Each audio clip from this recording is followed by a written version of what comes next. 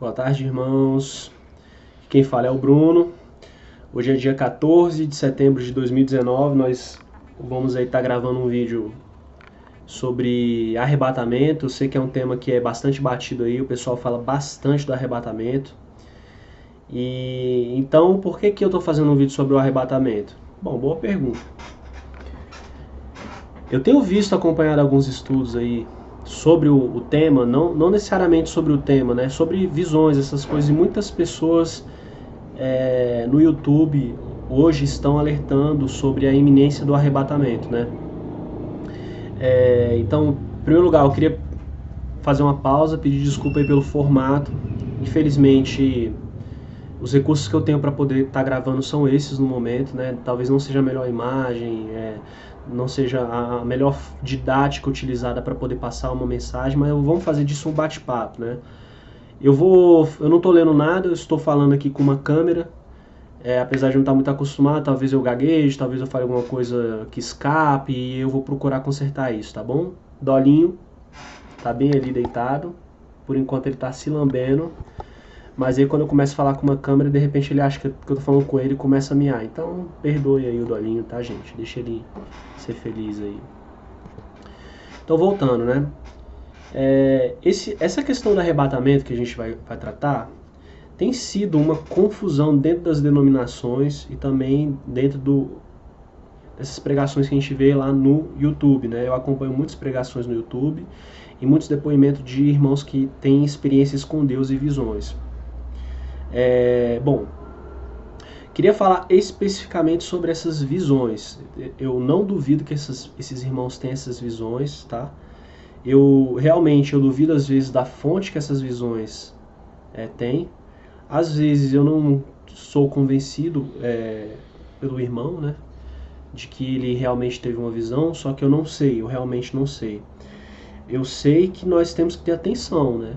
Quando uma pessoa fala e ela fala que está falando por parte de Deus, acho que a gente tem que dar atenção. Só que a gente tem que verificar, né? Se certificar de todas as coisas e reter aquilo que é bom, conforme o apóstolo disse. Não sei qual, acho que foi o apóstolo Paulo.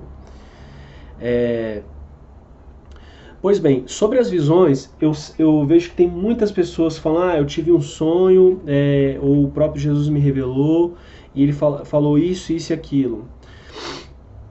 Em alguns aspectos, eu vejo que isso vai contra visões que outros irmãos têm tido também e alegam a mesma coisa. Ou pregações, ou denominações, uma fala uma coisa, outra fala outra coisa. E se a gente for razoar com a nossa capacidade intelectual, que foi o que Deus nos deu, além do Espírito Santo, nós sabemos que não tem como ser as duas coisas ao mesmo tempo. Deus não pode, o Senhor Jesus não pode vir a qualquer momento, na vinda secreta, ou mediante o acontecimento de alguns eventos, né? Porque se houver alguns eventos que são antes da vinda do Senhor Jesus Cristo e esses eventos devem acontecer, então ele não pode vir a qualquer momento. Então não pode ser as duas coisas. Então, como essa confusão está afetando todo mundo, inclusive a mim, e eu peço a Deus para que ele tenha misericórdia de nós, a única coisa que eu vejo é voltar para as Escrituras. Por mais que duas denominações, 3, 10, falem coisas diferentes acerca desse tema, nós sabemos que as Escrituras falam uma coisa só. O problema é quando nós interpretamos a Escritura de forma diferente. Então, eu me vejo assim, eu olho para Deus, eu oro a Deus e falo, Deus, eu só posso me deixar guiar pelas Escrituras. Por quê? Nós vamos ver que existem alguns alertas nas Escrituras sobre esse tempo, sobre o que as pessoas fariam com o ensino. Você já deve saber, né? Então, assim, eu peço que, se você é de alguma denominação, porque eu vou falando que, e quando eu falar o que eu acho, eu vou falar, isso é o que o Bruno acha, não o que está escrito nas Escrituras. Eu não vou nem precisar falar o que está escrito nas Escrituras, vocês vão estar acompanhando comigo aí. Mas se for aquilo que a sua denominação não diz, ou se sua denominação diz algo diferente, o nosso intuito, nosso primeiro reflexo é fechar os ouvidos. Isso acontece comigo, porque quando eu vejo uma coisa nas Escrituras e alguém fala uma coisa diferente, isso já tem esse reflexo de fechar os ouvidos, meio que ignorar o que a pessoa está falando, por mais que a gente escute, ou fechar o vídeo. Isso pode acontecer. Isso pode acontece comigo às vezes, eu falo, pô, isso aí realmente não... Entende? Só que eu percebi que a gente tem que escutar. O máximo que vai acontecer é a gente discordar. Claro, gente, mas eu tenho medo de ser enganado. Se você conhece o seu Deus, se você conhece as Escrituras, acho difícil você ser enganado. Mas pode ser que você seja enganado também, né? O diabo é o pai da mentira, ele está aí exatamente para enganar. Então, assim, todos nós somos vítimas dessas coisas que estão acontecendo, dessa bagunça que está acontecendo.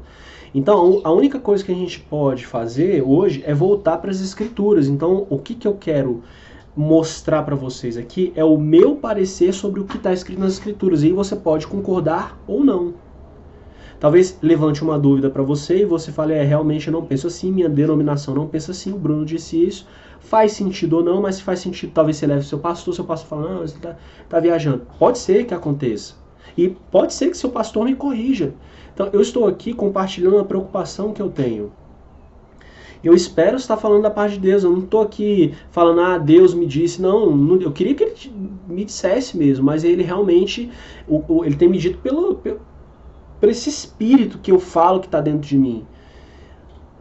Por esse entendimento que ele tem me dado nas Escrituras. Eu gostaria de ter visões como esses irmãos têm do Senhor Jesus. Eu já pedi, na verdade, eu acho que talvez eu não tenha me santificado da forma correta, talvez eu tenha que buscar ele mais, porque eu falo, irmãos, eu sou de carne e osso como vocês, e eu tenho essa luta constante dentro de mim. Eu não cheguei a um ponto de santificação que eu falo, cheguei. Não, gente, essa luta aqui, essa carne aqui, até o fim a gente vai lutar. Não tem dia que a gente cai, e às vezes Você acha que não tem dia que a gente, eu fico pensando assim, nossa, ontem eu tava falando isso, hoje eu tô fazendo aquilo. É uma luta constante, eu entendi que isso vai até o fim. Então, assim, eu sou um homem de carne e osso aqui que crê de todo o coração no Senhor Jesus Cristo. Eu creio no Senhor Jesus Cristo, creio em Deus Pai. Creio que ele vai vir tirar a gente aqui desse sofrimento. Eu falo com os meus irmãos assim, o meu maior sonho é que esse mundo acabe. Os meus amigos falam, às vezes olham assim e falam, o bicho é deprimido e tal, mas eu queria que esse mundo acabasse logo, eu queria que Jesus voltasse logo, mas eu sei que tem trabalho para ser feito aqui. Se ele me permitisse ser o último homem a sair dessa terra para apagar a luz, eu ficaria aqui, ele sabe disso. Só para apagar a luz. Para ajeitar as coisas e falar, vamos embora. Ser o último a sair, porque eu sei para onde eu vou. Eu sei onde meu coração está. E aí não importa se o arrebatamento é antes ou depois. Mas em certo sentido importa pelos motivos que eu vou falar aqui. Porque ele pode bater de frente com a questão da salvação. Então se você acredita que a salvação você não pode perder...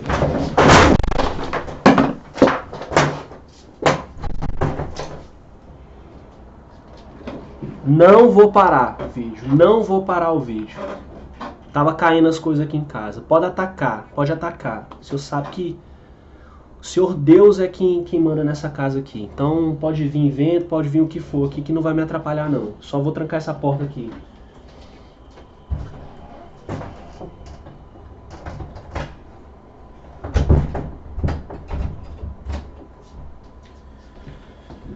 Continuemos, amém? Vamos continuar então. Então a gente vai falar sobre a questão do arrebatamento.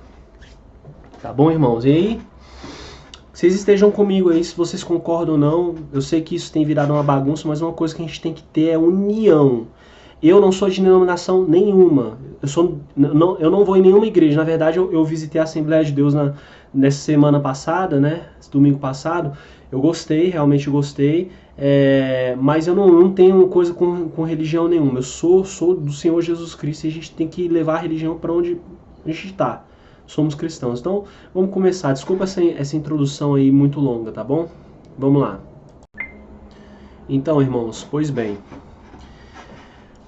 O que nós temos em comum? Todos nós que cremos no Senhor Jesus Cristo. Por mais que tenhamos alguma diferença entre a forma como determinada coisa vai acontecer ou não, desde da igreja evangélica, dos adventistas do sétimo dia, as testemunhas de Jeová, os católicos, todos nós professamos que o Senhor Jesus Cristo é o Filho de Deus, de que ele morreu pelos nossos pecados, que todo aquele que nele crê não perece, mas tem a vida eterna, e de que ele vai voltar, correto? Graças a Deus, eu não sei se todos professam isso, mas deveriam. Então nós sabemos que existe um fator em comum a todas essas denominações, é a volta do Senhor Jesus Cristo. As testemunhas de Jeová, por exemplo, acreditam que vai ser uma volta invisível, né, que ninguém vai ver. Eu não acredito nisso. Eu sei que as testemunhas de Jeová são extremamente zelosas do trabalho, saem no campo aí para pregar a palavra de Deus, e várias outras religiões ficam tacando pau neles, falando que é seita, que é sei lá o que, que de certa forma eu concordo, hein? Eu já estudei com as testemunhas de Jeová, tá? Realmente, muitos do conhecimento bíblico que eu tive, pelo menos da disposição para poder aprender a Bíblia, vieram das testemunhas de Jeová, mas eu discordo de praticamente tudo deles. No que diz respeito às profecias escatológicas, no que diz respeito ao entendimento, praticamente eu discordo todos, mas eles são os nossos irmãos. Eles são os nossos irmãos. Então não vem você chegar e falar que é seita, mas é seita, as testemunhas de Jeová, eles não são irmãos, sei lá o quê, porque muitos deles trabalham muito mais que a gente vê nas igrejas evangélicas aí, das mais que acho que, né, que são as que são os obreiros de Deus aqui nessa terra. Então vamos ter humildade, tá? As testemunhas de Jeová, eles não acreditam que da volta visível de Jesus Cristo, tá bom? Mas acreditam que Jesus vai voltar. Já a outra grande maioria acredita que Jesus vai voltar e ele vai arrebatar a sua igreja. O que é arrebatar a igreja? É tirar aqueles que são servos de Deus nessa terra antes de determinado evento, correto? E que evento é esse? Nós vamos ver. Deus, ele tem contas a acertar com cada um de nós, principalmente com os ímpios que estão na terra. E nós sabemos pelas Escrituras, em diversas passagens das Escrituras, que Deus não condena o justo junto com o ímpio. Nós vemos isso quando o Senhor Deus tirou Ló lá de Sodoma, né? Tirou da cidade de Sodoma e Gomorra, ele acho que era de Sodoma. Tirou ele e, inclusive, o próprio Abraão estava falando com Deus. Falou, mas o Senhor vai destruir a cidade? Se não tiver 50 justos, você não vai destruir? Aí ele vira e fala, né? Não, por 50 eu vou para a cidade toda. E ele vai reduzindo o número até 10. Aí o anjo do Senhor diz assim, ó, se tiver 10 eu não destruo. Ou seja, a cidade não tinha nem 10, mas tinha Ló. E Ló não padeceu junto com aqueles, porque Deus sabe livrar aquele que é justo. Em várias passagens nós vemos isso. Vemos em Noé, vemos quando ele fala que, eu não lembro qual profeta é, que ele fala assim, ainda que tivesse nessa cidade 3 homens, que é Ló, Enoque, não sei se era Enoque, mais um outro, talvez Abraão, eu não destruiria eles, eu destruiria todas as cidades, nem os filhos deles ficariam vivos, nem ninguém da casa deles, mas somente eles. Isso mostra que Deus livra aqueles que são justos, né? Isso aí a gente vê em toda a parte das Escrituras. Pois bem, o arrebatamento, a diferença que a gente vê, isso é o que nós temos em comum. A diferença que a gente vê é que, quando se dará o arrebatamento? Nós sabemos que existe um período de sofrimento que a Terra vai passar, que é chamado de grande tribulação, que é uma tribulação, que é uma provação, é um problema, né? Algo que vai acontecer, que vai vir sobre essa terra, que não vai ter nem nada que em magnitude que aconteceu antes, nem que vai acontecer depois. É um evento único na Terra. E esse evento é como se fosse um mapa que nós temos. E o arrebatamento, ele gira em torno desse evento, né? Então, muitas pessoas acreditam que esse evento, vamos botar, esse evento está aqui. E muitas pessoas acreditam que esse evento vai acontecer ou antes da grande tribulação, ou no meio da grande tribulação, ou depois da grande tribulação.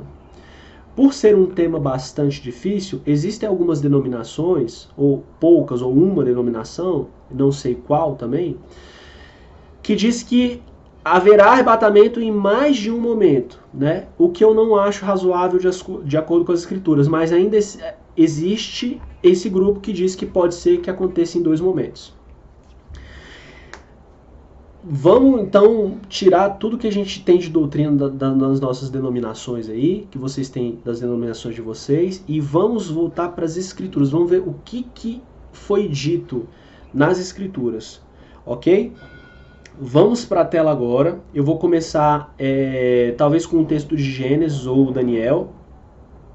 e nós vamos ver o que o profeta Daniel falou sobre o assunto, se ele falou alguma coisa sobre o assunto, ou pelo menos alguma coisa referente à tribulação, que é o momento em qual gira em torno a questão do arrebatamento. Vamos ver o que o apóstolo Paulo falou sobre o assunto e por que ele poderia ter falado alguma coisa sobre o assunto, né? Já que até na época deles já demorou tipo 2000 anos quase e ainda não teve o arrebatamento, mas por que ele tratou no assunto naquela hora lá. Vamos ver também o que alguns profetas são os chamados profetas menores, pela questão de ter livros menores na Bíblia. Por exemplo, o profeta Joel disse sobre esse determinado evento, né, que gira em torno da grande tribulação. E vamos ver o que o próprio Jesus Cristo disse em Mateus e em Apocalipse sobre esse evento, tá bom? Então vamos para a tela aí, pessoal. Irmãos, então eu resolvi começar pelo texto de 1 Tessalonicenses aqui. Vamos ler aqui no capítulo 5, nós vamos ver 2 Tessalonicenses também. Por quê?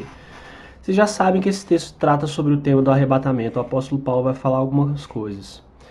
Mas nós vamos ver aqui que esses irmãos da igreja de Tessalônica, eles tinham a mesma preocupação que nós tínhamos hoje. Eles queriam saber um pouco mais sobre a questão da vinda do Senhor Jesus e do arrebatamento, sobre como as coisas iriam acontecer. Então, pelo texto, isso indica de que eles perguntavam isso recorrentemente a Paulo, pela forma como Paulo responde. Então nós vamos ler aqui, tá? 1 Tessalonicenses 5 diz assim a partir do 1. Mas, irmãos, acerca dos tempos e das estações, não necessitais que se vos escreva, porque vós mesmos sabeis muito bem que o dia do Senhor virá como ladrão de noite. Pois que, quando disserem a paz e segurança, então lhes sobrevirá repentina destruição, como as dores de parto aquela que está grávida, e de modo nenhum escaparão. Vamos dar uma parada aqui, irmãos. Nós vemos aqui que ele está falando sobre o tempos e estações, né?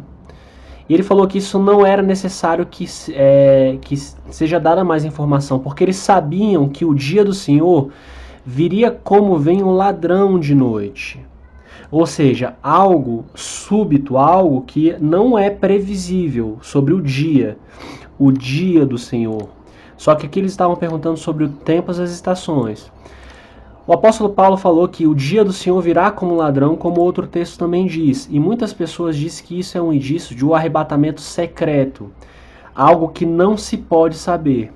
Se a gente segue um pouco, a gente vê: pois que, quando disserem a paz e segurança, então lhes sobrevirá repentina destruição, como as dores de parto, aquela que está grávida, e de modo nenhum escaparão.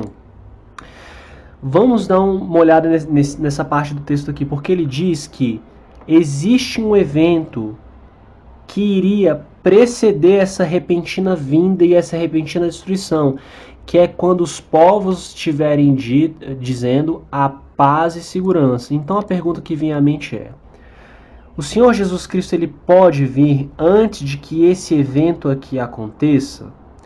Logicamente que não. Ou seja, que ele não pode vir a qualquer momento. Embora no dia que ele vier vai ser como ladrão, aqui deixa claro que existem eventos, pelo menos um evento aqui, que vai preceder a vinda do Senhor Jesus Cristo. Parece que as nações estarão em paz e estarão seguras. E eles vão proclamar isso dizendo paz e segurança. E o Senhor Jesus Cristo virá neste momento ou posteriormente a esse momento, não antes, correto? Se nós seguirmos, ele vai falar assim, ó: mas vós, irmãos, já não estáis em trevas para que aquele dia vos surpreenda como um ladrão. Ou seja, ele está falando aqui em cima que o dia do Senhor virá como ladrão. Mas, irmãos, já não estáis em trevas para que aquele dia vos surpreenda como um ladrão. Ou seja, nós sabemos que o ladrão ele vem de noite, ele vem quando ninguém nos espera. Mas quando a gente não está em trevas e a luz da nossa casa está acesa, esse dia não vai nos surpreender como um ladrão, porque nós estaremos cientes dos tempos e das épocas, não dos dias. Ok? Vamos passar agora para o segundo texto, aqui em 2 Tessalonicenses, a partir do 2. Segunda Tessalonicenses 2. Antes de entrar no texto, é interessante que vocês leiam pelo menos a carta de 1 Tessalonicenses e 2 Tessalonicenses. É curtinho, vale a pena, vai dar mais informações aqui do que eu estou dando. Estou passando batido por vários textos só para poder mostrar o ponto que eu quero chegar. Vamos começar. 2 Tessalonicenses, capítulo 2, a partir do 1. Ora, irmãos, rogamo-vos pela vinda de nosso Senhor Jesus Cristo e pela nossa reunião com Ele, que não vos movais facilmente do vosso entendimento, nem vos perturbeis quer por espírito, quer por palavra, quer por epístola ou carta, como de nós, como se o dia de Cristo estivesse já perto.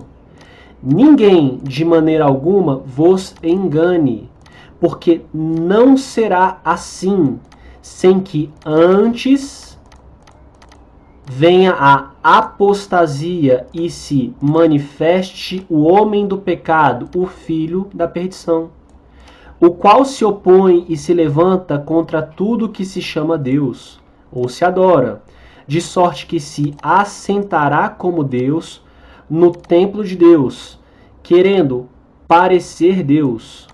Não vos lembrais de que essas coisas vos dizia quando ainda estava convosco?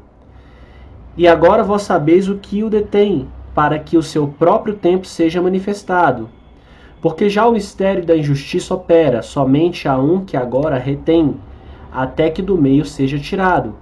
E então será revelado o iníquo, a quem o Senhor desfará pelo assopro da sua boca, e aniquilará pelo esplendor da sua vinda.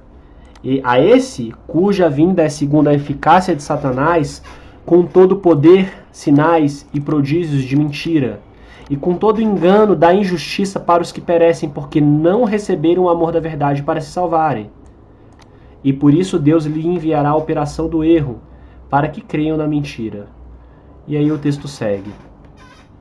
Bom, bastante explícito aqui, né, irmãos? Vamos aqui dissecar um pouquinho o texto. Na segunda epístola, na segunda carta de Tessalonicenses, o apóstolo Paulo bate na mesma tecla falando: irmãos, eu já disse para vocês, eu já falei com vocês que sobre essa questão da vinda do Senhor Jesus Cristo e da nossa reunião com Ele, quando Ele nos arrebatar. Não vos movais facilmente do vosso entendimento, ou seja, não saia daquilo que vocês já sabem, do que vocês entendem, nem vos perturbeis, quer por espírito, por palavra ou por carta, ou como se a gente tivesse mandado uma carta para vocês, como se alguém tivesse mandado uma carta como da nossa parte, como se o dia do Senhor Jesus Cristo já estivesse perto, ou seja, não se incomoda com isso. E que ninguém de maneira alguma engane vocês, porque não será assim. Jesus Cristo não virá antes que... Quais são os eventos? 1 Tessalonicenses diz paz e segurança. Agora ele está dizendo aqui, sem que antes venha a apostasia. Isso aqui é as pessoas saírem da sã doutrina, saírem da fé original que os apóstolos deixaram através, Jesus Cristo ensinou, dos ensinamentos de Jesus Cristo. E ele não vai vir sem que antes se manifeste o homem do pecado, o filho da perdição. Uai, mas quem é esse homem do pecado, filho da perdição? É aquele que se opõe e se levanta contra tudo que se chama Deus, ou todo aquele que é adorado ou que seja objeto de adoração. De sorte, ou de modo que ele se assentará como Deus. Aonde? No templo de Deus, querendo parecer ser Deus. Ou seja, o apóstolo Paulo está falando aqui, o Senhor Jesus Cristo ele não vai voltar antes que os povos dizem paz e segurança. Ou seja, antes dos povos estarem em uma situação em que eles falam que está tudo em paz, tudo seguro, não existe guerra mais. E ele não vai vir antes de que esse filho da perdição seja manifestado. Então, se a nossa reunião com ele vai se dar na vinda dele, antes da vinda dele, vai ter que acontecer a manifestação do homem do pecado, que se a gente for estudar um pouco mais, você vai saber que é o anticristo. E tem pessoas que tiveram sonhos e estão falando no YouTube que depois do arrebatamento o anticristo vai ser revelado, contrariando as escrituras. Como pode ser isso? Irmãos, a gente vai falar um pouco da tribulação mais na frente, mas presta atenção nesse texto que ele está falando que antes da vinda do Senhor Jesus Cristo, o homem da perdição vai ter que ser manifestado. O anticristo vai ter que ser manifestado. Por quê? Porque o próprio Senhor, ele vai vir aqui, ó. Então será revelado o iníquo a quem o Senhor desfará pelo assopro da sua boca. Ou seja, o Senhor Jesus Cristo vai vir arrebatar a igreja e no mesmo tempo ele vai exterminar o anticristo. E o falso profeta vai ser quem vai inaugurar, cortar a faixinha lá do Lago de Fogo, né? Eles vão inaugurar lá, os seus primeiros a serem jogados. Então, existem uma ordem de eventos que vão acontecer. Então, quem é o anticristo hoje? Muitos vão falar, vê um vídeo meu aí que tá falando sobre quem é o anticristo. Vão falar, é o Macron, é sei lá o que, sei lá o que. Não importa, pode ser qualquer um deles. Mas eles não se manifestaram. Eles não se botaram na posição de Deus ainda. Então Jesus Cristo, segundo as Escrituras, ele não pode vir antes de que um homem se sente no templo de Deus falando, eu sou Deus, ou me adorem. Ele não pode, porque ele precisa desse evento. Que aconteça esse evento, no qual muitos homens vão ser enganados, inclusive aqueles que professam o Senhor Jesus Cristo, como está dizendo aqui embaixo, do 7 para frente. Entende? Então, existem eventos que fazem com que a gente consiga entender melhor sobre a questão da vinda do Senhor Jesus Cristo. Muitas pessoas que falam que pode vir a qualquer momento, nesse momento agora estão um pouco turbadas, ou estão simplesmente olhando com desdém, eu não sei como. Às vezes já fecharam o vídeo. Por quê? Porque as escrituras são claras nesse ponto, né?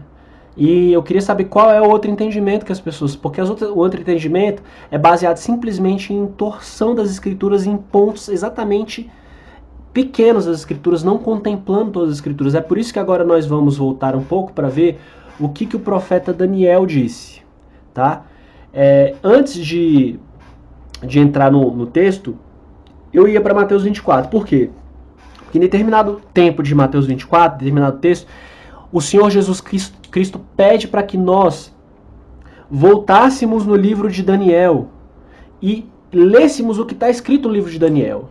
Só que primeiro nós vamos ler o que está escrito no livro de Daniel, e então depois nós iremos ver o que o Senhor Jesus Cristo disse, ok, irmãos?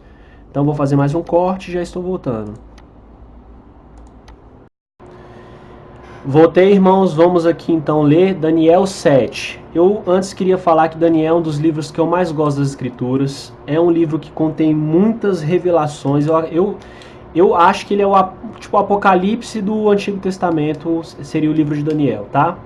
Talvez fique um pouco longo o vídeo. Eu sei que não as pessoas hoje, a gente vive na época do fast food, do miojo instantâneo, tudo no micro-ondas, né? Tudo tem que ficar pronto.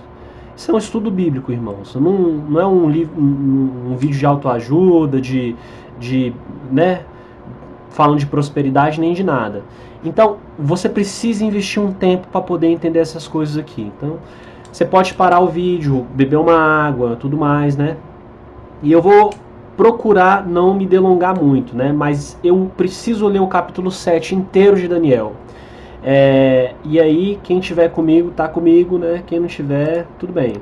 Vamos começar, pessoal? Então vamos lá. Daniel 7, capítulo 7, versículo 1. No primeiro ano de Belsazar, rei de Babilônia, teve Daniel um sonho e visões da sua cabeça quando estavam na sua cama. Escreveu logo o sonho e relatou a suma das coisas. Falou Daniel e disse: Eu estava olhando na minha visão da noite, e eis que os 4 ventos do céu agitavam um mar grande, e 4 animais grandes, diferentes uns dos outros, subiam do mar. O primeiro era como um leão e tinha asas de águia. Enquanto eu olhava, foram-lhe arrancadas as asas, e foi levantado da terra e posto em pé como um homem, e foi-lhe dado um coração de homem. Continuei olhando, e eis aqui o segundo animal, semelhante a um urso, o qual se levantou de um lado, tendo na boca 3 costelas, entre os seus dentes, e foi-lhe dito assim: levanta-te e devora muita carne.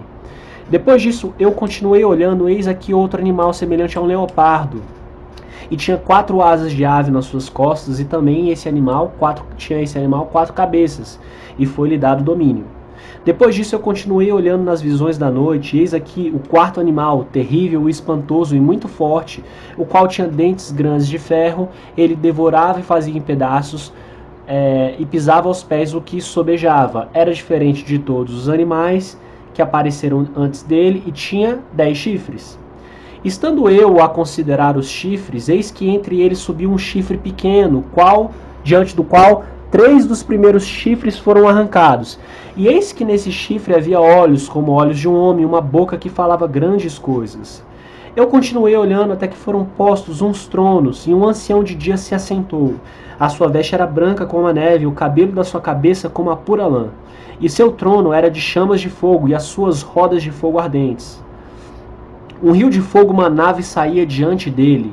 Milhares de milhares o serviam, e milhões assistiam diante dele. Assentou-se o juízo e abriram-se os livros. Então estive olhando por causa da voz das grandes palavras que o chifre proferia. Estive olhando até que o animal foi morto e seu corpo desfeito e entregue para ser queimado pelo fogo. E quanto aos outros animais, foi-lhe tirado o domínio, e todavia foi-lhe prolongada a vida até certo espaço de tempo. E eu estava olhando nas visões da noite, e eis que vinha nas nuvens do céu como um filho de homem. E dirigiu-se ao ancião de dias, e fizeram chegar até ele. E foi-lhe dado domínio e honra, e o reino, para que todos os povos, nações e línguas o servissem. O seu domínio é um domínio eterno, que não passará.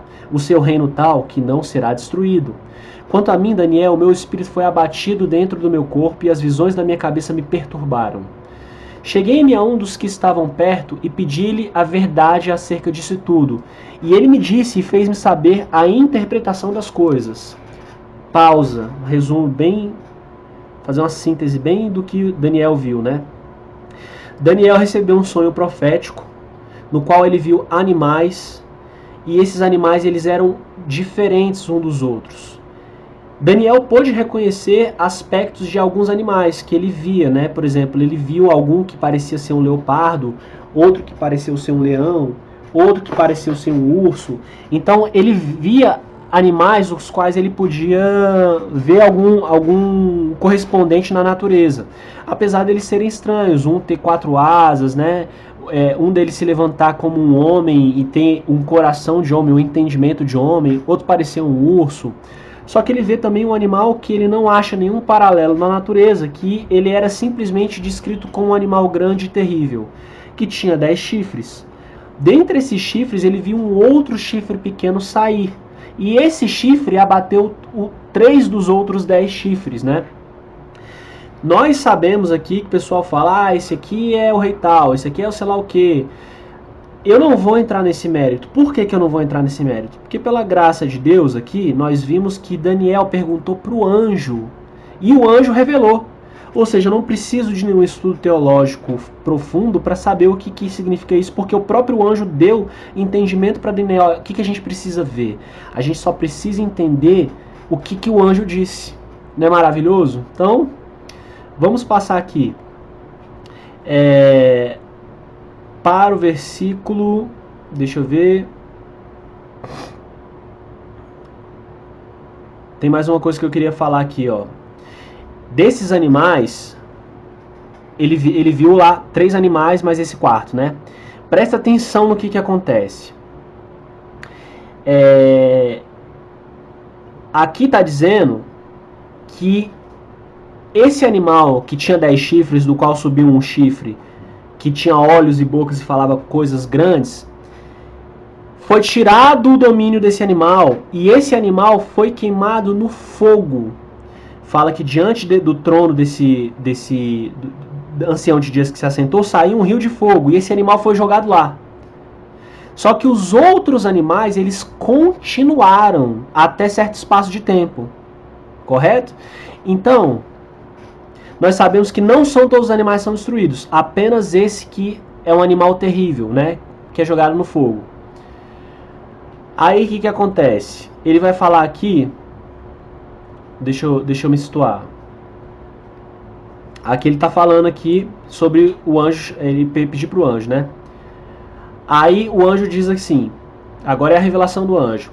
Estes grandes animais, que são quatro reis ou reinos, que se levantarão da terra, algo futuro.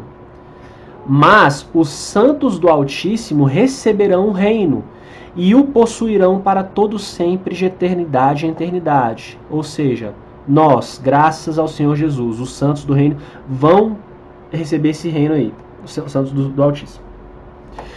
Então tive o desejo de conhecer a verdade a respeito do quarto animal, que era diferente de todos os outros, muito terrível, cujos dentes eram de ferro e as unhas de bronze, que devorava e fazia em pedaços e pisava aos pés do que sobrava. E também a respeito dos 10 chifres que tinha na cabeça e do outro que subiu, diante do qual caíram 3, isso é, daquele que tinha olhos e uma boca que falava grandes coisas e cujo parecer era mais robusto do que os seus companheiros. Então aqui Daniel aproveita a deixa e pede mais informações, né? E aí ele fala assim: eu olhava e eis que esse chifre fazia guerra contra os santos e prevaleceu contra eles. Ah, isso aqui a gente vai ver. Lembra desse texto aqui. Até que veio o ancião de dias e fez justiça aos santos do Altíssimo, e chegou o tempo em que os santos possuíram um reino. Aí o anjo diz: o quarto animal será o quarto reino na terra, o qual será diferente de todos os reinos. Devorará a toda a terra e pisará aos pés e a fará em pedaços. Devorará toda a terra. E quanto aos 10 chifres, daquele mesmo reino se levantarão 10 reis. E depois dele se levantará outro, o qual será diferente dos primeiros, e abaterá 3 reis. E proferirá palavras contra o Altíssimo, e destruirá os santos do Altíssimo, e cuidará em mudar os tempos e a lei. E eles serão entregues na sua mão por um tempo, e tempos, e a metade de um tempo.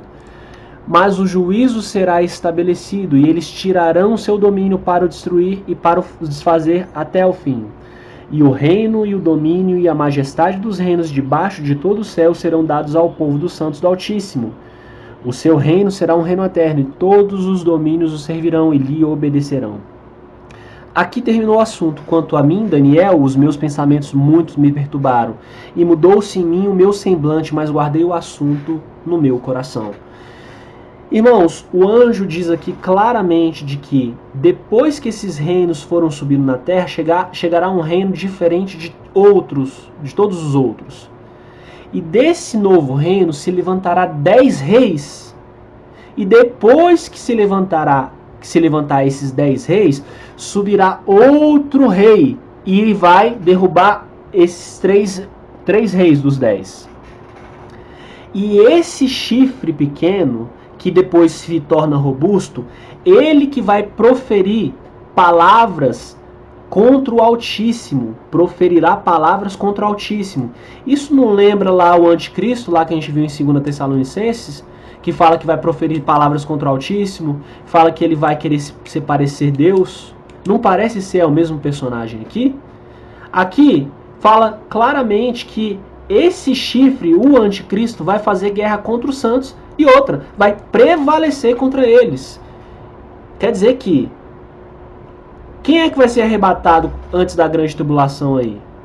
Não seria os santos? Mas os santos não vão estar debaixo da mão do anticristo aqui durante um tempo? Olha lá. O chifre fazia guerra contra os santos e prevaleceu contra eles. Ou seja, até então, nesse momento aqui, esse chifre se manifestou, correto? A partir desse momento, o Senhor Jesus Cristo pode voltar, porque isso combina com 2 Tessalonicenses. Só que ainda assim, depois que ele se manifestar, esse chifre vai mover guerra contra os santos, que são aqueles que anunciam a palavra de Deus, que se santificam, que creem no Senhor Jesus. Ou seja, Deus vai permitir que isso aconteça. Entende? Aqui, mais tarde, deixa eu ver aqui, ó. Aqui, proferirá palavras contra o Altíssimo e destruirá os santos do Altíssimo. Ele vai mudar tempos e leis e serão entregues na sua mão por quanto tempo? Por um tempo, tempos e metade de um tempo. Isso aqui muitos de vocês já sabem o significado, muitos de vocês não. Mas isso está escrito tanto aqui como em Apocalipse, lá para o capítulo 10, 11, 12, você vai ver isso. E você vai ver isso também em outros livros, depois a gente entra. Já vou antecipar para vocês que isso é 3 anos e meio, que é a mesma coisa de 42 meses, que é a mesma coisa de 1260 dias. Bota na tua cabeça um calendário de 12 meses, cada mês com 30 dias, você vai ver que 3 anos e meio, nesses calendários, você pega assim, vamos lá, vou até abrir a calculadora aqui para você ver. Um ano, um mês, ele equivale a 30 dias, então, esses são 30 dias. Se você multiplica isso por 12 meses, que é um ano, você tem 360 dias. Se você multiplica isso por 3 anos e meio, são 1260 dias. É a mesma coisa. 3 anos e meio são quantos meses? Desculpa. 42 meses, né? Vamos botar aqui, ó. 12 mais 12, 2 anos, mais 12, 3 anos, mais 6 meses. 42 meses. Então, 42 meses, tempos e metade de um tempo, e 1260 dias é a mesma coisa. Você vai ver Daniel falando disso, você vai ver Apocalipse falando disso. Quanto tempo isso vai ser dado na mão do anticristo? Quanto tempo ele vai ter?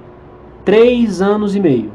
Esse é o tempo que ele vai ter para poder botar a mão na gente, nos santos do Altíssimo, tudo bem? Então vamos passar agora para Daniel 8, que ele vai dar um pouco mais de luz aí para vocês. Vamos lá, pessoal, todo mundo firme e forte. Daniel 8 eu não vou ler todo, vou ler só um trechinho dele, né? Já que o intuito não é fazer um estudo muito profundo.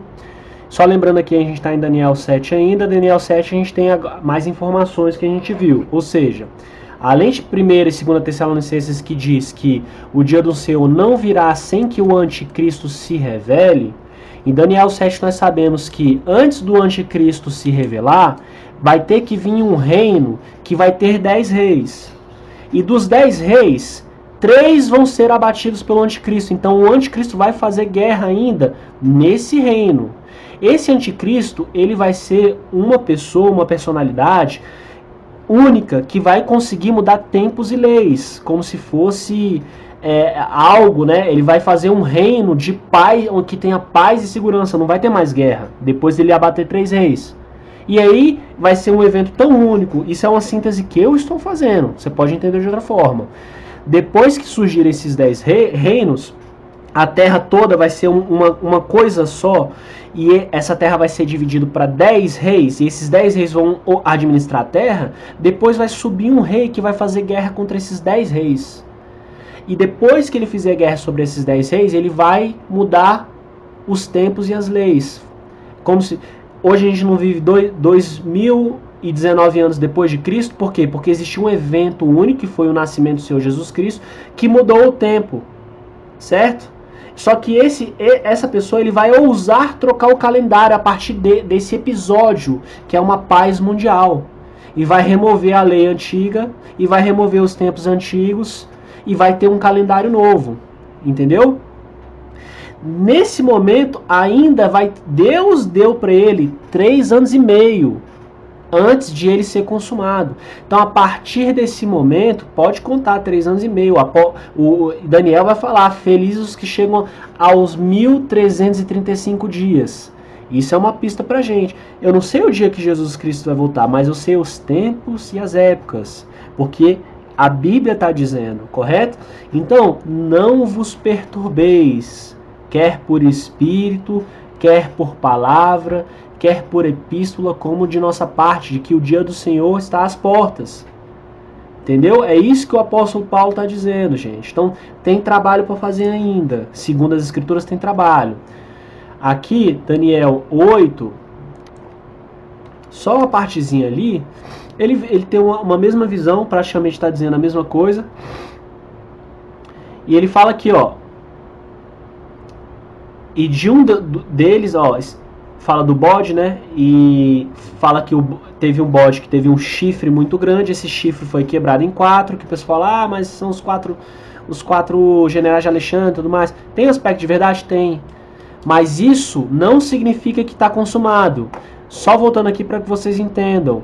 Muitos teólogos falam que esses animais, é a Pérsia, a Grécia, é a Babilônia. Só que se você for perceber, depois que o Senhor Deus, o ancião de dias, tira o reino do anticristo, ele diz assim, ó: mas o juízo será estabelecido e eles tirarão seu domínio.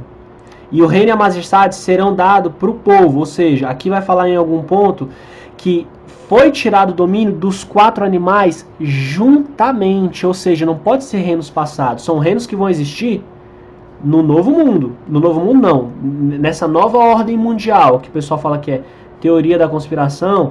Mas é nessa ordem que vai ter esses 10 reis. Vai existir aspectos desses animais ainda. Então isso é por um tempo futuro. E aqui ele está falando em Daniel 8 que esse chifre grande foi quebrado, né? E nasceu 4 chifres. E aqui ele vai falar no Daniel 8, 9. E de um deles saiu um chifre muito pequeno, o qual cresceu muito para o sul, para o oriente, para a terra formosa. E se engrandeceu até contra o exército do céu, e algum dos exércitos das estrelas lançou por terra e a pisou. Se engrandeceu até contra o príncipe do exército, e por ele foi tirado o sacrifício contínuo, e o lugar do seu santuário foi lançado por terra. Bom, aqui depois ele vai falar mais algumas coisas, mas só queria falar que aqui ele diz sobre o chifre, né? E que esse chifre, por esse chifre foi tirado o sacrifício contínuo. Por que a gente está falando disso aqui? Porque o Senhor Jesus Cristo vai pedir para a gente olhar para esse texto aqui, quando ele estiver falando sobre a vinda dele. Já vamos direto aqui, Mateus 24. Mateus 24 é uma coisa, eu não vou ler ele todo. Vou ler só a parte que interessa a gente. É quase todo, mas vamos dar uma olhada aqui. Quando Jesus ia saindo do templo, aproximaram-se dele os seus discípulos para lhes mostrar as estruturas do templo. Jesus, porém, lhes disse: não vejo tudo isso? Em verdade vos digo, não ficará aqui pedra sobre pedra que não seja derrubada. Estando assentado no Monte das Oliveiras, chegaram-se eles, os discípulos em particular, dizendo: dize-nos, quando serão essas coisas? Que sinal haverá da tua vinda e do fim do mundo? E Jesus respondendo, disse-lhe: acautelai-vos, que ninguém vos engane. Mesma coisa que o apóstolo Paulo disse em 2 Tessalonicenses. Porque muitos virão em meu nome, dizendo: eu sou o Cristo, e enganarão a muitos. Ouvirei falar de guerras, rumores de guerras. Olhai, não vos assusteis, porque isso tem que acontecer, porque é mister que isso aconteça, ou seja, tem que acontecer, mas ainda não é o fim. Por quê? Porque porquanto se levantará nação contra nação, reino contra reino, haverá fomes, pestes, terremotos em vários lugares, mas essas coisas são o princípio das dores. Então vos hão de entregar para serem atormentados e matar-vos-ão, e sereis odiados de todas as nações por causa do meu nome. Essas nações dos 10 reinos, que são a junção de todas as nações, vão odiar os cristãos. Nesse tempo, muitos serão escandalizados e trair-se-ão uns aos outros, e uns aos outros se odiarão. Surgirão muitos falsos profetas, e enganarão a muitos. E por se multiplicar a iniquidade, o amor de muitos esfriará. Mas aquele que perseverar até o fim, esse será salvo. E esse evangelho do reino será pregado em todo o mundo, em testemunho a todas as nações. Então virá o fim. Quando, pois, virdes a abominação da desolação, que falou o profeta Daniel, está no lugar santo, quem lê entenda, foi o que a gente acabou de ler aqui. Se engrandeceu até o príncipe do exército, por ele foi tirado o sacrifício contínuo, e seu lugar foi lançado por terra. Ele é aquele que se assenta no templo de Deus. e quer parecer ser Deus. É a mesma coisa. Ele está falando da mesma coisa. Quando, pois, vir a abominação da desolação que falou o profeta Daniel está no lugar santo, quem lê entenda. Então os que estiverem na Judéia, fujam para os montes. Quem estiver sobre o telhado, não desça para tirar alguma coisa de casa. E quem estiver no campo, não volte atrás para buscar suas vestes. Mas ai das grávidas, das que amamentarem naquele dia. Orai para que a vossa fuga não aconteça no inverno nem no sábado. Porque então haverá grande aflição, como nunca houve desde o princípio do mundo até agora, nem tampouco há de haver. E se aqueles dias não fossem abreviados, nenhuma carne se salvaria. Mas por causa dos escolhidos serão abreviados aqueles dias. Esses dias de tribulação serão abreviados. Por quê? Por causa dos escolhidos. Então, se alguém vos disser, eis aqui o Cristo, ou ali, não deis crédito, porque surgirão falsos cristos e falsos profetas, e farão tão grandes sinais e prodígios, que se possível for, enganariam até os escolhidos. Eis que eu vos tenho predito. Portanto, se vos disserem, eis que está no deserto, não saiais. Eis que ele está no interior das casas, não acrediteis. Porque assim como o relâmpago sai do oriente e se mostra no ocidente, assim também será a vinda do Filho do Homem. Pois onde estiver o cadáver, aí se ajuntarão as águas. E olha só, gente. E logo depois da aflição daqueles dias, o sol escurecerá, a lua não dará sua luz, as estrelas do céu cairão, e as potências do céu serão abaladas. Então, ou seja, depois disso, aparecerá no céu o sinal do Filho do Homem, e todas as tribos da terra se lamentarão, e verão o Filho do Homem vindo sobre as nuvens do céu com poder e grande glória.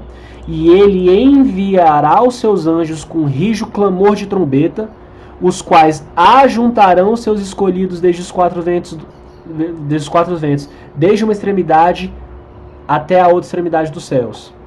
Aí ele vai falar da parábola da figueira, que é quando você vê em todas essas coisas que ele disse, então é porque ele está às portas, que essa geração não vai passar.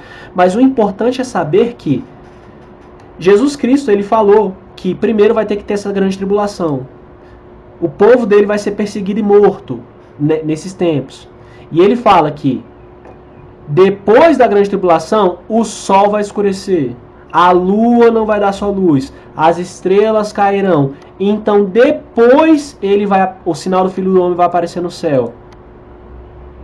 E as tribos da terra se lamentarão. E aí ele vai enviar os anjos para juntar os seus escolhidos. Então, Jesus Cristo pode voltar antes que isso aconteça, antes que venha essa grande tribulação, antes que seja manifesto o homem do pecado, antes de subirem 10 reis, antes de ter guerra e caírem 3 reis, aí esse homem vai se manifestar. Antes do sol escurecer, da lua não dar sua luz, das estrelas caírem do céu? Não, porque aqui ele disse em ordem cronológica o que vai acontecer. E a única hora que ele está falando de parábola é agora que ele vai falar da figueira aqui, que a gente não vai ler porque você já conhece muito bem. Ou seja, existe uma ordem em que as coisas vão acontecer. Se a gente for em Joel aqui rapidinho, você vai ver que ele vai falar da mesma coisa. Os servos de Deus naquela época lá, vai ser derramado o Espírito de Deus sobre eles. Mostrarei prodígios no céu e na terra, sangue e fogo, colunas de fumaça. O sol se converterá em trevas, a lua em sangue, antes que venha o grande e terrível dia do Senhor. Ou seja, antes do grande e terrível dia do Senhor, que é a ira de Deus que ele vai derramar sobre a terra, ele vai dar esse sinal no sol, na lua e nas estrelas. As estrelas vão cair, o sol vai ser golpeado, a gente vai ver isso em Apocalipse.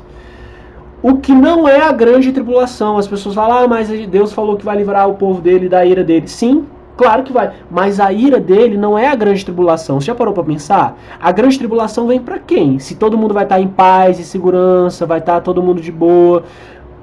Para quem vai vir a grande tribulação? Só para os servos de Deus. Para os judeus e para os cristãos. Entende? Quem é que vai ser salvo da grande tribulação? Nós, mas para isso nós estaremos nela. A ira de Deus vai ser derramada sobre as nações. Por isso que Deus vai tirar o povo dele da terra, para poder derramar do cálice da ira deles. Ele não vai derramar sobre o povo. Então é disso que nós seremos salvos, não da grande tribulação. Será que isso faz sentido? Vamos só dar uma olhadinha lá em Apocalipse rapidinho e a gente vê se a gente consegue sintetizar isso aí pra gente terminar, tá bom? Então, pessoal, espero que vocês estejam comigo ainda, né? Vamos dar uma passadinha rapidinho em Apocalipse para poder só finalizar. Aqui no capítulo 1 eu acho interessante quando ele fala aqui, ó. Eis que vem com as nuvens e todo olho o verá. Até mesmo até os mesmos que o traspassaram, né? O povo judeu. E todas as tribos da terra se lamentarão sobre ele. Sim, amém. Zacarias diz uma parte, né, que fala que parece que os judeus vão perguntar: quem és tu e que feridas são essas nas tuas mãos? Aí ele vai falar: essas são as feridas com que fui ferido na casa dos meus amigos. E aí eles vão chorar. Ou seja, Jesus vai voltar e vai falar: era eu esse tempo todo. Eu sou, né? Como ele já disse. Engraçado que Daniel fala lá no 12, eu acredito, capítulo 10 ou 12. Eu não vou lá no texto não, só vou ver, é no 12 mesmo, que é na última parte. Fala que muitos naquele tempo ressuscitarão, uns para a glória e outros para o desprezo eterno, vergonha eterna. Isso me faz pensar, não quero ser dogmático aqui, que aquele povo que traspassou Jesus na época dele vai se levantar só para ver ele voltando.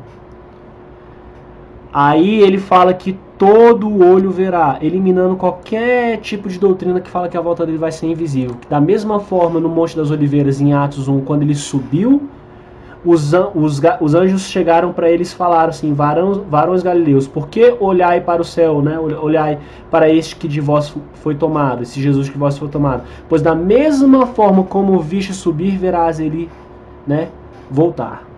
E aqui na Bíblia diz que quando ele tocar, ele vai voltar, e vai voltar aonde? Exatamente da onde ele subiu, no Monte das Oliveiras. Vai bater a planta do pé no Monte das Oliveiras e o monte vai se fender em dois. Irmão, vai ser algo tão real, o pessoal não vai ter ideia de como isso vai ser real, né? Eu só quero que vocês entendam aqui, no capítulo 6, alguns detalhes que corroboram aquilo que eu já disse para vocês. No capítulo 6, o cordeiro ele recebe o pergaminho lá com 7 selos. E aí ele vai abrindo os selos, né? Quando ele foi abrir, aí os selos são os cavalos, né? Aí ele fala assim, ó, no 5º selo: e havendo aberto o 5º selo, vi debaixo das almas do altar os que foram mortos por amor da palavra de Deus e do testemunho que deram. Ou seja, pessoas sendo mortas até então, desde Roma, pelo que os judeus mataram, até Roma, até tudo. E clamavam com grande voz, dizendo: até quando, ó verdadeiro e santo dominador, não julgas e vingas o nosso sangue dos que habitam sobre a terra? Olha o que diz aqui: e foram dadas a cada um compridas vestes brancas, e foi-lhe dito que repousasse ainda por um pouco de tempo, até que também se completasse o número de seus conservos, irmãos, que haveriam de ser mortos como eles foram. Ou seja, no 5º selo ainda é dito para o povo que está diante do altar de Deus lá, que foi morto por causa do evangelho, que ainda existiam um número exato de conservos que deveriam ser mortos como eles mesmos foram. Na grande tribulação, gente pregando a palavra de Deus e sendo morta. Você não acha maravilhoso que até o número das pessoas que vão morrer estão contadas na mão de Deus? Nada vai escapar diante da mão de Deus. Então, olha o que acontece no 6º selo e vê se você lembra o que está escrito em Joel, vê se você lembra o que está escrito lá em Mateus 24, olha só. E havendo aberto o 6º selo, olhei e houve grande tremor de terra. O sol tornou-se negro como saco de cilício, a lua tornou-se como sangue, e as estrelas do céu caíram sobre a terra, como a figueira lança de si os seus figos abalados por um forte vento. O céu retirou-se como um livro que se enrola, todos os montes e ilhas foram removidos dos seus lugares. E os reis da terra, e os grandes, os ricos, e os tribunos, poderosos, todo servo, todo livre, esconderam-se na caverna e nas rochas da montanha. E o que eles diziam? Eles diziam, os que se esconderam, diziam aos montes e aos rochedos, caí sobre nós, e escondei-nos do rosto daquele que está sentado sobre o trono e da ira do Cordeiro, porque é vindo o grande dia da sua ira, e quem poderá subsistir? Ou seja, o dia da ira do Senhor vai vir depois do sexto selo. Aí sim que vai ter o arrebatamento. Lembra que ele falou que antes disso o sol vai se escurecer, a lua vai se tornar como sangue e as estrelas vão cair do céu? Que nem em Mateus 24 aqui, gente. É a mesma coisa que a gente vê, ó. Logo depois da aflição desse dia, o sol vai escurecer, a lua não dará sua luz, as estrelas cairão do céu, e a potência do céu será abalada. É o que ele está falando aqui no sexto selo. Mas em Mateus 24 fala que depois disso aí, a gente vai ser arrebatado. Então vamos ler aqui Apocalipse 7. Depois dessas coisas, vi 4 anjos estavam de pé nos 4 cantos da terra, retendo os 4 ventos, para que nenhum vento soprasse sobre a terra nem sobre o mar. E vi outro anjo subir do lado do sol nascente, que tinha o selo de Deus vivo, e clamou aos 4 anjos a quem fora dado o poder para danificar a terra e o mar, dizendo: não danifiqueis a terra, nem o mar, nem as árvores, até que hajamos selado nas testas os servos de nosso Deus. Ou seja, Deus não vai derramar a ira sobre a gente. Ele fala dos selados, são 144 mil, acredito que sejam literais, que são os que vão ficar. E, olha aqui, depois dessas coisas olhei, e eis uma multidão a qual ninguém podia contar, de todas as nações, tribos, povos, línguas, diante do trono de Deus, e perante o Cordeiro, trajando as vestes brancas, e clamavam, dizendo: salvação ao nosso Deus que está sentado sobre o trono. E todos os anjos que estavam ao redor do trono dos anciãos e dos 4 animais, e prostraram-se diante do trono sobre os rostos e adoraram a Deus.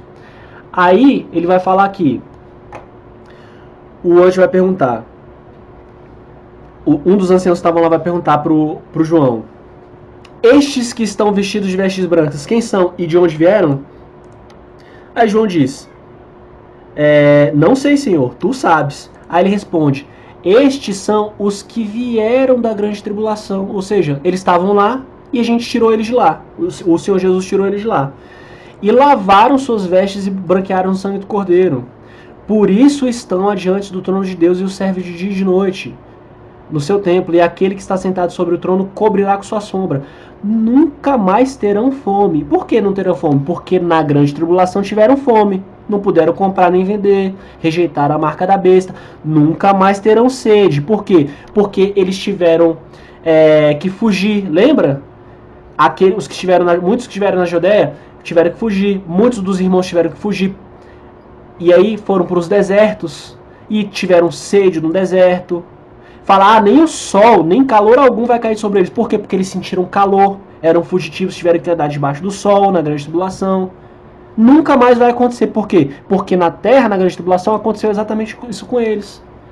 E os que tiveram que morrer, morreram e foram contados, porque até o número dos que haveriam de morrer na grande tribulação, Deus contou.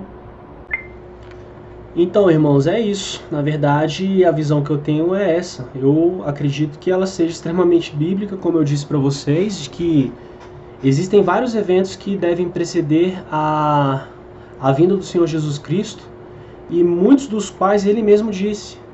O apóstolo Paulo disse, para a gente não nos demover da razão, né? Não ficar preocupado. Daniel diz, dá luz do que exatamente vai acontecer. Se você for ver o livro de Daniel, lá diz inclusive como é que o anticristo vai subir. Ele fala dos 3 reis, não dos que vão ser abatidos, mas que vão anteceder o anticristo.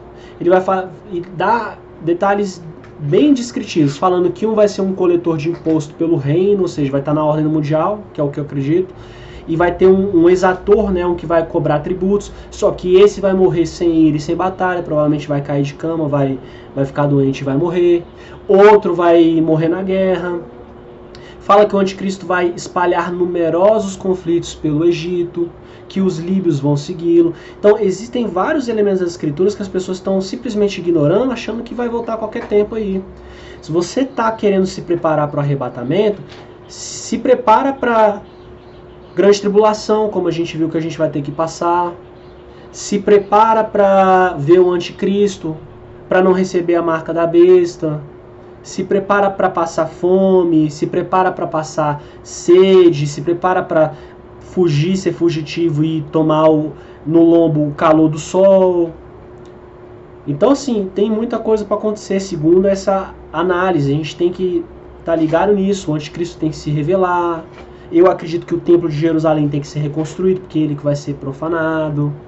Vai ser dado de novo o sacrifício para os judeus durante um acordo de 7 anos, no qual esse acordo vai ser quebrado na metade. Então, os judeus vão sacrificar de novo no templo 3 anos e meio. O anticristo vai tirar do templo o sacrifício, vai falar, não, acabou isso aí. Ele vai entrar no templo e vai se proclamar Deus. E aí vão ter que sacrificar para ele, vão ter que adorar ele. E aí ele vai perseguir por 3 anos e meio na grande tribulação os cristãos. Nesse primeiro período de 3 anos e meio, Deus vai levantar 2 homens, são as 2 testemunhas que vão denunciar o anticristo. E eles vão fazer proezas, vão fechar o céu para que não chova, que nem Elias fez, vão converter água em sangue, como Moisés fez. Por quê? Porque o povo judeu vai ter a chance de ver de que aquele que eles crucificaram era o Jesus. Porque esses homens vão fazer a mesma coisa que os profetas antigos falaram. E vão falar, era o Senhor Jesus. Então Deus vai ter muita misericórdia desse povo ainda, gente. Só que aí o anticristo vai subir, vai fazer guerra contra esses 2 homens, vai matar esses 2 homens. Fala que eles vão fazer sinais também, exatamente como Moisés jogava a vara de Arão no chão, a vara virava uma cobra. Janes e Jambres faziam a mesma coisa. São aqueles 2 sacerdotes do faraó, faziam as mesmas coisas. Só que a vara de Arão, a cobra que saía da vara de Arão, comia as outras 2 varas, dando superioridade para Moisés, para a palavra de Moisés. Só que o que vai acontecer com as 2 testemunhas? Elas vão ser vencidas pelo anticristo e muitos judeus vão ficar, uai, não, se foi vencida quer dizer que não, né? Porque eles vão lembrar de tudo isso. Só que foi dado a essas 2 testemunhas profetizarem por 3 anos e meio, morrerem, depois que eles morreram, vai passar 3 anos e meio, eles vão, ou 3 dias e meio, isso não está claro para mim. Eles vão ressuscitar diante dos olhos de todo mundo. Como diante de todo mundo? Uai, porque você não está me vendo aqui, eu estou em Brasília, você está me vendo numa webcam, você pode estar em qualquer estado. Eles vão filmar e botar isso na live para todo mundo ver o corpo deles, falando, não, esses aí eram os que estavam atormentando a terra, a gente estava aqui em paz e segurança, tudo em paz, sem guerra. Eles levantaram para fazer parar de chover, para converter água em sangue, para matar as pessoas, e eles vão ser tidos como se fossem falsos profetas, os profetas de Deus. Então existem coisas que vão acontecer. A Bíblia ela é rica nesse ponto, ela fala muita coisa nesse ponto, só que é preciso que a gente leia o Antigo Testamento, o Velho Testamento, está todo mundo hoje na graça. Novo Testamento, gente, vocês estão perdendo muita coisa que estão no Velho Testamento. Lá vai falar do milênio, por exemplo. O que vai acontecer? Você sabia que você, que passar por tudo isso com o Senhor Jesus, perseverar até o fim, porque hoje tem um negócio, não pode perder a salvação, não pode?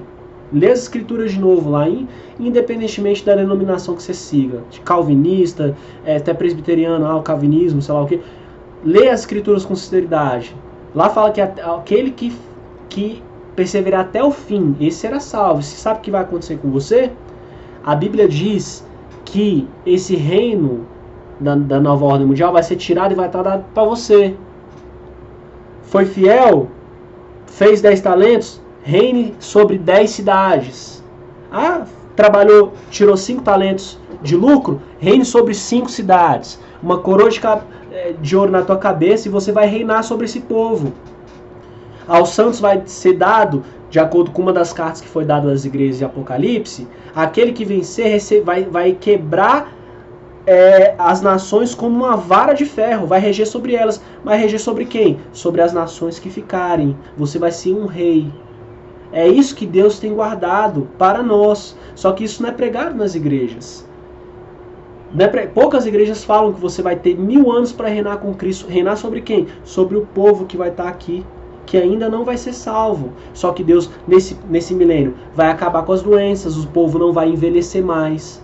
Aquele que roubar no novo mundo, quando Jesus, no milênio, fala que a maldição de Deus vai entrar na casa da pessoa e vai consumir a casa da pessoa com as madeiras e as pedras juntos. Você vê isso em Isaías. Todo povo no milênio que não subir para vir adorar a Deus no templo, a chuva não vai para a terra dele.